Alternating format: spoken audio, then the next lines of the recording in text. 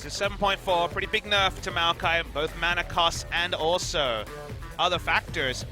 So maintain that, definitely help out the team. Meanwhile, in the bottom lane, TUSIN gonna get exhausted, flashes away, gets rooted down. Gonna be the GP ultimate coming through, flash forward from HARU. Trying to get the kill, the heal comes out from KRAMER, he jumps back in, there it is, first blood. Coming up, HARU puts another on the board. Yeah, get that big burst.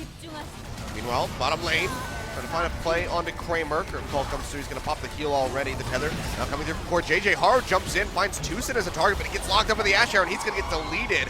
TUSIN comes up with the killing blow. Meanwhile, up top, Weaver's wall comes down. CUVEE getting locked up. Comes off the root with the orange. Flashes away. Threat volley still coming through. They should have the cooldowns to take him out. There we go.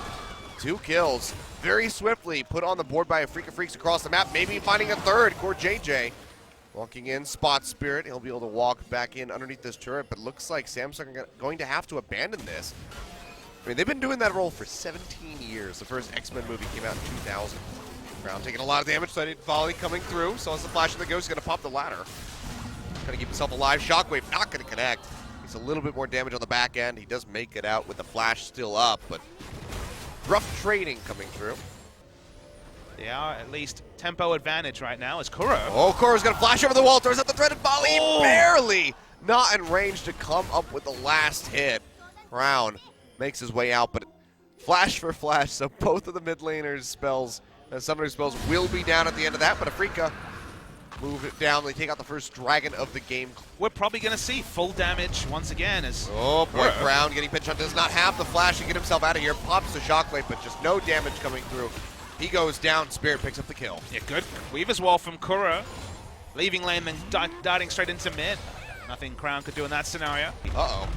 This is the opposite of Snowball, and here comes the backline dive. TP coming through. That's going to be the Weaver's No wall. way to Cutting go. off Crown and HARU. HARU's already invisible, so it might just be the Orianna going down. Throws out that shockwave to try to delay the rest of the team from coming through, but it just doesn't do enough. KRAMER comes up with the kills. Crown goes down. Yeah, really nice Taliyah wall. Nowhere to run for Crown. Dies twice during his flash duration. So trading flash is looking like a genius move now that they've punished it twice. Samsung, they will start up this dragon. Spirit's been chunked down a little bit. Infernal for full damage. Collateral damage, but he won't be able to find it. Actually, Dragon gets last hit by a ruler, so a steal would have been very realistic. HARU jumps in over the wall, has the flash out immediately. Knocks down KURO to about half HP. Ruler won't be able to get the connection onto the Graves, so they can't follow up off the slow. Big comp to pick up Infernal Drake on Achilles when you have damage on all members. Ruler. Ruler pops the heal. Still holds on to the flash though, but just an odd spot to be in. Gets pinched in by multiple members, but he makes it out alive. CUVEE is quite far forward. He's going to go ahead and start the recall in the brush, but KRAMER is very close by. Throws out the Ashe arrow. It connects. MARIN's here to follow up, and this is almost certainly going to be a dead GP. He's going to try to trade one back onto KRAMER. Big chunk of damage coming through. The wild growth is there to keep the Ashe alive. Cannon Mirage won't get those last few hits in. Definitely would have been a kill if not for the Lulu, but still, CUVEE goes down. There's 3 members sent only to get a kill bot. Now, if they can get the pressure in mid lane, that's something. I mean, look how much damage they're getting down onto this one.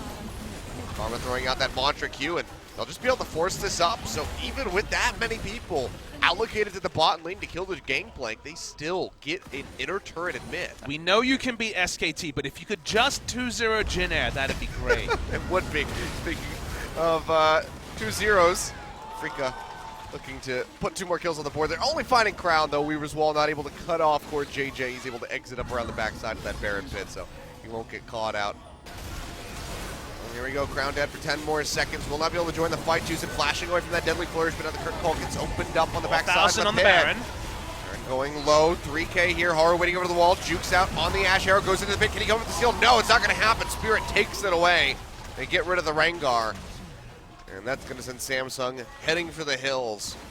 There is death cap on Crown, which is going to be a lot of burst damage, but if that's negated by a redemption or a good play from AFREECA, this game will probably end very short. Yeah, needs that shockwave to come up with multiple kills. Throwing the shield on the CUVEE, but even he can't really push up far enough to try to land this. So the turret will just go down. Inhibitor now exposed in mid.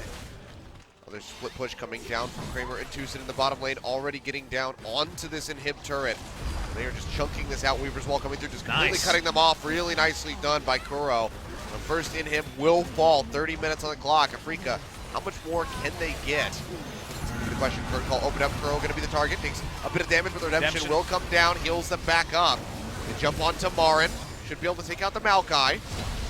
They do so. Crown comes up with a kill, and now FREECA.